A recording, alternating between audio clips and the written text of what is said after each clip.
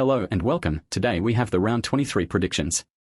There's still top 4 and top 8 spots up for grabs on a weekend which will bring about great excitement. The first fixture to kick things off is Melbourne and Brisbane. Both sides need to win to secure a top 4 spot, so this contest will be closely contested and a toughly fought-out slog. Brisbane won last week against the Saints. Shout out to Cam Rayner, who kicked 4 second-half goals and essentially carried them on the attacking side of the game to help Brisbane get the victory.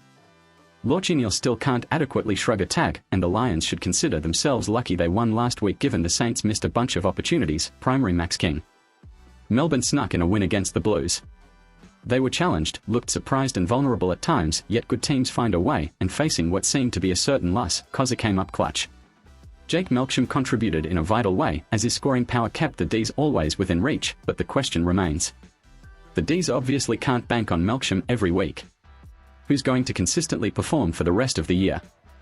I'm going to side with Brisbane at home, who know their way around the Gabba understandably, and Melbourne's form hasn't consisted of the same flashiness we saw earlier in the year. Question marks written about both teams, who flag chances look doubtful, but a win this week will boost that thought. Next game is GWS versus Fremantle, and as a Carlton supporter I was pleasantly surprised yet thoroughly disappointed of the Giants' inability to capitalise on the Dogs who looked far from it. Fremantle may be benefiting from some nice INS this week, and whilst they also weren't at their best on the weekend, especially in front of goal, it is a silver lining they are getting the scratchy form out of the way now.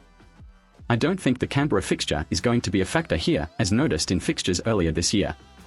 Fremantle will get up in this game and could potentially place themselves in a great position come September with a top 4 spot on the cards.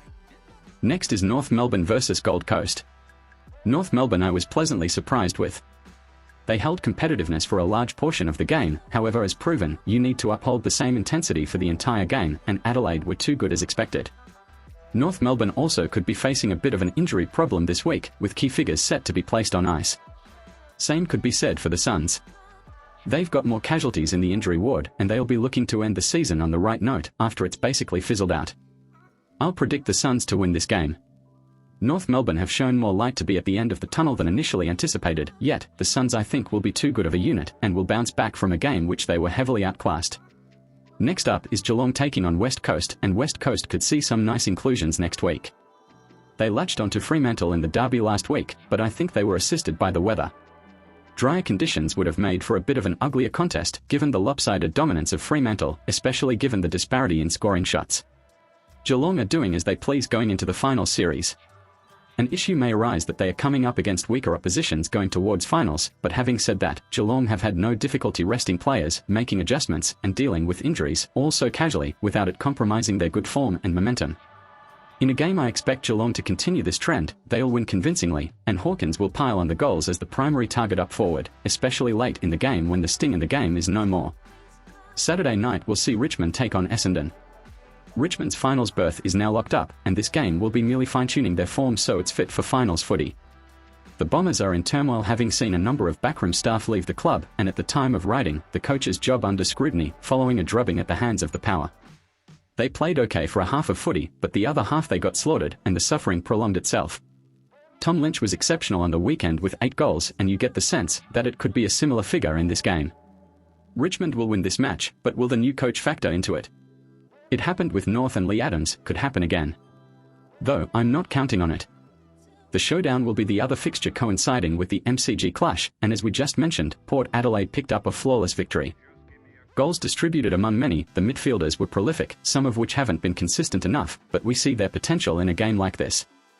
They'll look to replicate the effort to end off a season which has been underwhelming. The Crows also winners on the weekend at Marvel Stadium.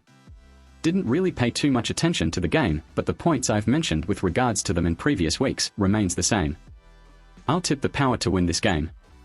They are a potent football side when they are firing on all bases, unfortunately this season hasn't come regularly enough. And now, for a blockbuster Sunday, the last day of the regular season.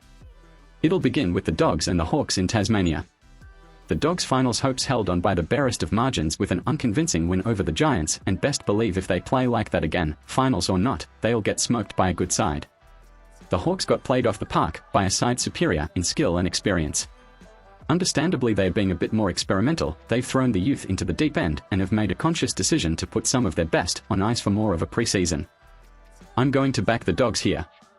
By no means are they doing it convincingly, but they found ways to hang in there. A win by the Dogs could see them snatch a top 8 spot, a loss ends the season.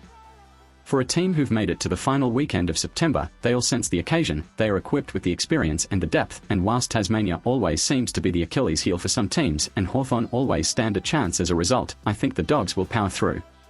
Now, possibly the most anticipated home and away fixture in a long time. Collingwood are facing off against the Blues. The Blues desperately need a win on the weekend. Still in charge of their own destiny. They've had numerous opportunities to seal their time in September, but they've failed to take it. Their game plan in the closing moments against Melbourne was unbelievably poor, but they'll know what they need to do. The Pies saw their 11-game win streak come to an end in a game where they weren't awful, just outplayed against the Swans. They were going to fall victim at some point, and that could be an indicator of the treatment they'll be subjected to in the finals. This game is awfully tough to select. Yet, I think for some reason, Carlton will win the game and thus their right to their first finals appearance in just under a decade. It'll be a home game, the MCG will be rocking, and whilst their loss on the weekend was of terrible fashion, it overshadows what was a spirited performance by a Blues side that can't catch a break with injury. Last game of the round, and the Saints could have their fate decided following other results on Sunday. They'll play the Swans, who are flying high and could be considered stiff for the pre-finals by that'll come up that may halt their momentum. St Kilda are limping to the finish, and whilst some may return, their mainstays are the ones that need to lift. Steele was quiet last week, their recruits lacking the impact they need and their key forward struggling to convert. That'll be the next step in his game. Not letting the moment get to him and consistently executing a sound goal-kicking routine. This game will be won by Sydney to dampen what could have been a brighter St Kilda season. Heaney's form has lifted, Parker and Mills regularly deliver, Papley in the forward line, Buddy Franklin winding back the clock through key moments, what's not to like? A win will see them most likely in the top 2, and their play in the last 6 weeks or so justifies that. And so that's all my tips. This round shapes up as one of the most anticipated final rounds in recent AFL history, with plenty to play for, and the majority of the top 8 undecided. These teams facing off against one another, just another indicator that this is gonna be good. Enjoy and embrace round 23, it's about to be a rollercoaster.